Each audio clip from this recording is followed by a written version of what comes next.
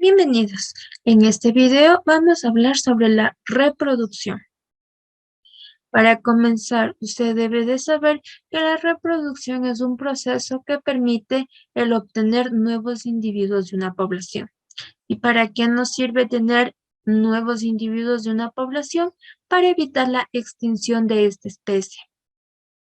La forma en la que una especie se extingue es cuando ya no hay individuos de esta población. Por lo tanto, la forma en la que se garantiza evitar que llegue a extinguirse una especie es a través de la reproducción. Vamos a comenzar mencionando que existen dos tipos de reproducción. El primer tipo de reproducción que se puede encontrar es el de tipo asexual. Una reproducción se considera asexual cuando un solo organismo produce descendientes. Aquí no vamos a encontrar mamá y papá. Aquí solo hay un individuo y de ese único individuo se va a obtener la nueva descendencia. Nos menciona que la cría o el nuevo individuo tiene todos los genes de su madre. Aquí no existe la variabilidad genética. ¿Qué es esto de variabilidad genética?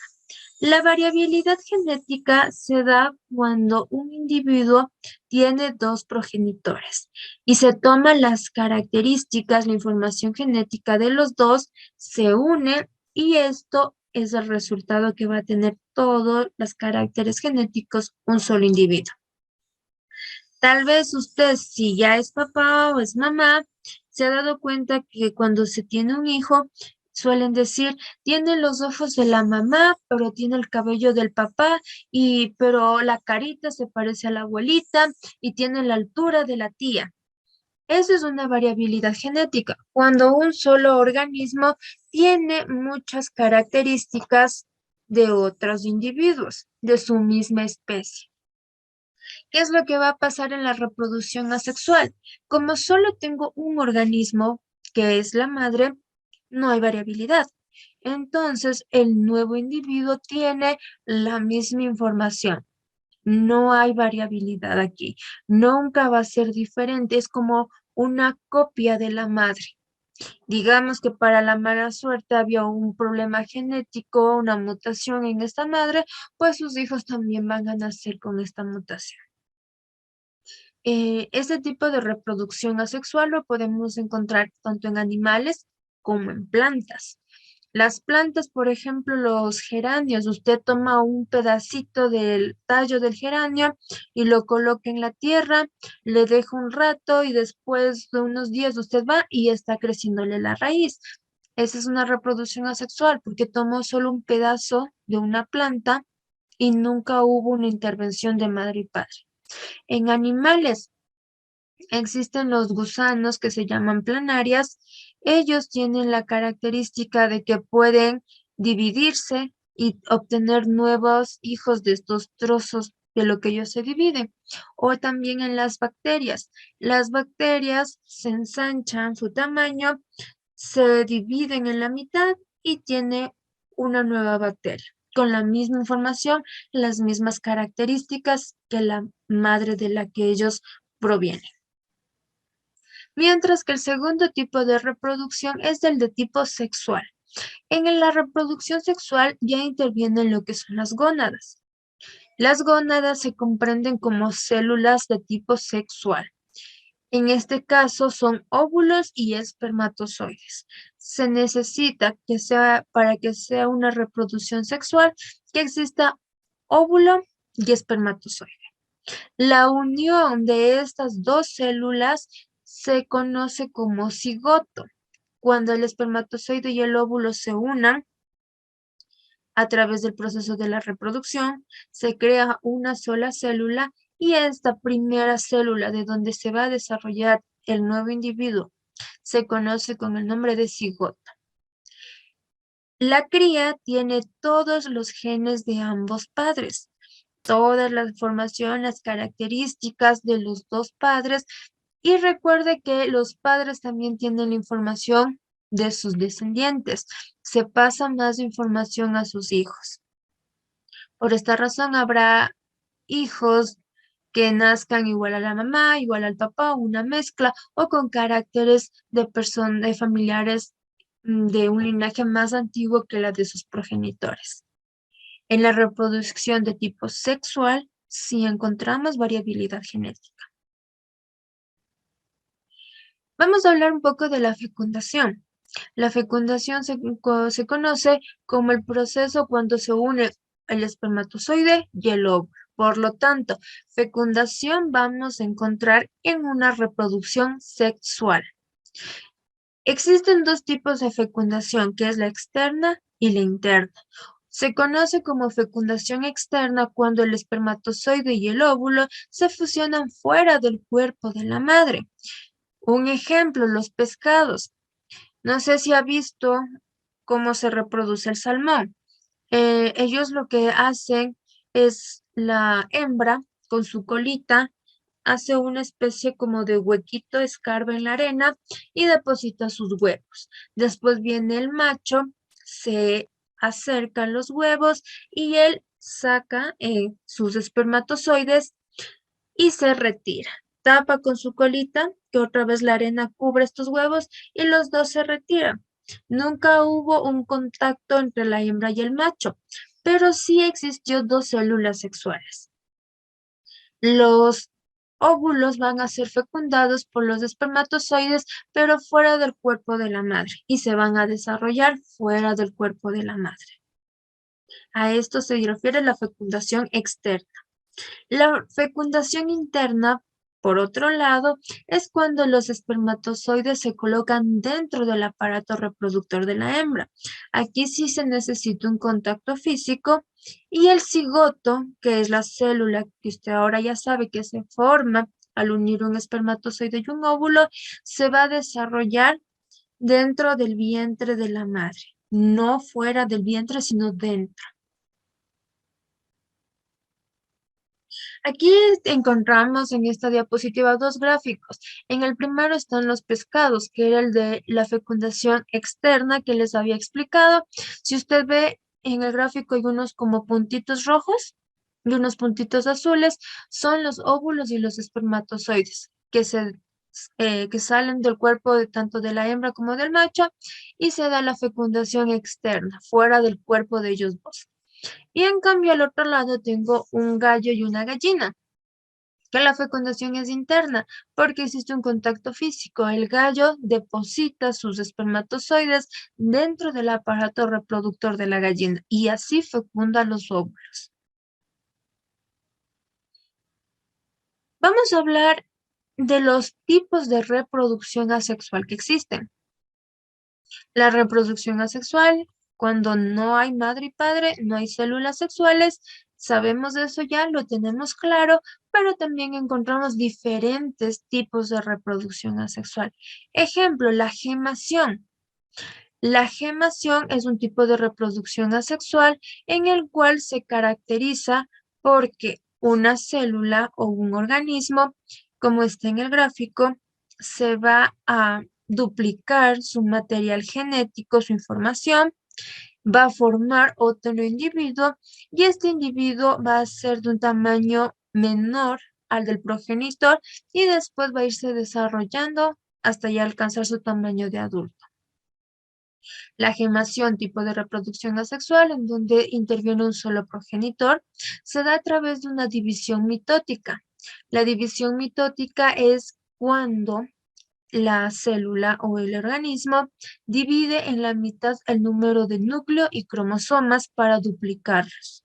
Y de esta forma enviar o otorgarle la misma información en la misma cantidad al nuevo hijo. La regeneración es otro tipo de reproducción asexual. Aquí se va a dar un desarrollo celular para restaurar tejidos. La regeneración es cuando un organismo, ejemplo, la estrella de mar.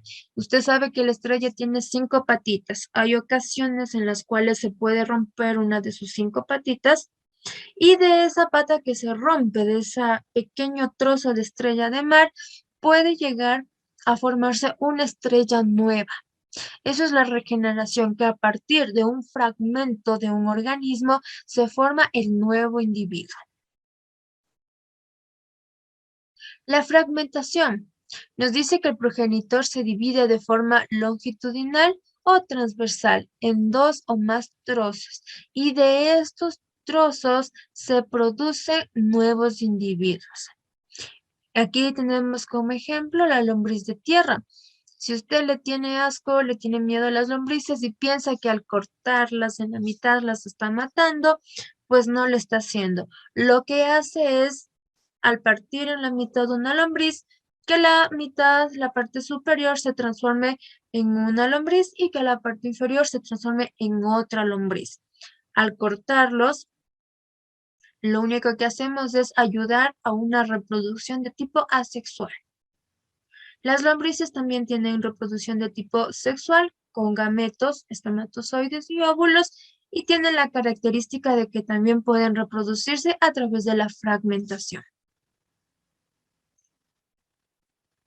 Otro tipo es la partenogénesis. La partenogénesis es el desarrollo de un embrión sin la fertilización previa del óvulo. Aquí las hembras sí producen células sexuales, pero se autofecundan. Esto podemos observarlo principalmente en lo que son hormigas y abejas. Usted debe de saber que en las hormigas y en las abejas hay la reina, que es la encargada de reproducir, que es la encargada de solamente brindar nuevos individuos para las colonias y las colmenas. Las hormiga reina y la abeja reina tienen la característica de que ellas pueden autofecundar sus óvulos sin la necesidad de un macho. Esto es la partogénesis, cuando una hembra puede autofecundarse. Vamos a encontrar tres tipos de partenogénesis. La primera es la telictocenia. Se considera telicotenia cuando en la población, en el número de individuos, la mayoría o todas son solamente hembras. De todos los óvulos que se autofecundó, el producto, todas deben de ser hembras. Estamos hablando de telictocenia cuando es esto. En cambio, si todos los individuos nuevos pertenecen al sexo masculino, son machos, se los conoce a esto como arrenotoquia. La arrenotoquia, cuando la población, al eclosionar los huevos, todos son machos. Y si encontramos, digamos, la hormiga reina depositó muchos huevos y al momento de eclosionar estuvo ahí igualito, equilibrado entre machos y hembras, estamos hablando de una anfitoquia. Anfitoquia cuando hay individuos de los dos sexos. No es exclusivo de hembras ni exclusivo de macho, de los dos sexos. Vamos a hablar un poco de lo que es la reproducción sexual. Reproducción sexual, hagan memoria, cuando intervienen células sexuales, cuando hay mamá y papá. Encontramos tres tipos de reproducción sexual: ovíparos, vivíparos y ovovivíparos. Se considera un organismo ovíparo cuando el nuevo individuo se desarrolla dentro de un huevo. Vivíparo, cuando el individuo se desarrolla en el vientre de la madre. Y el ovovivíparo, este es un caso especial. La madre desarrolla huevos, pero estos huevos no los saca de su cuerpo, no hay un proceso de incubación externo como en las gallinas o las tortugas. Usted ha visto, las tortugas van al mar, hacen un huequito, escarban, depositan sus huevos, tapan con la arena y se retiran. Esos ovíparos se reproduce por huevos. Hay otros tipos de reptiles que en lugar de depositar sus huevos fuera de su cuerpo, los conservan dentro de su vientre y cuando sus crías ya están totalmente desarrolladas, ellas rompen el huevo, el cascarón, y salen del vientre de la madre a través de sus conductos genitales.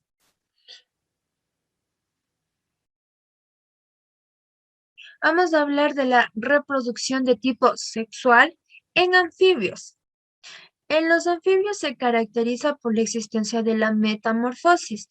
Es el proceso en el cual un anfibio deja primero tiene una vida acuática en donde la madre coloca los huevos en una laguna o en un río, en un medio acuático húmedo. Estos eclosionan y salen lo que conocemos como renacuajos. En la primera etapa de vida de los anfibios, ellos son completamente acuáticos, tienen branquias, al igual que los pescados, no tienen extremidades, no tienen patas, solo tienen una cola que les ayuda a movilizarse.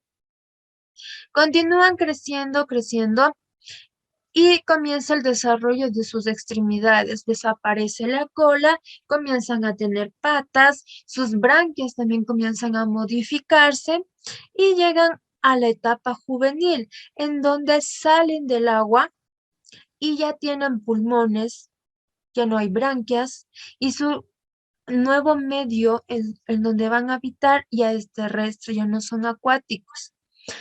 Los anfibios tienen reproducción ovíparo de tipo sexual y tienen metamorfosis, que es el cambio de su infancia que era acuático a su etapa adulta que ya es terrestre.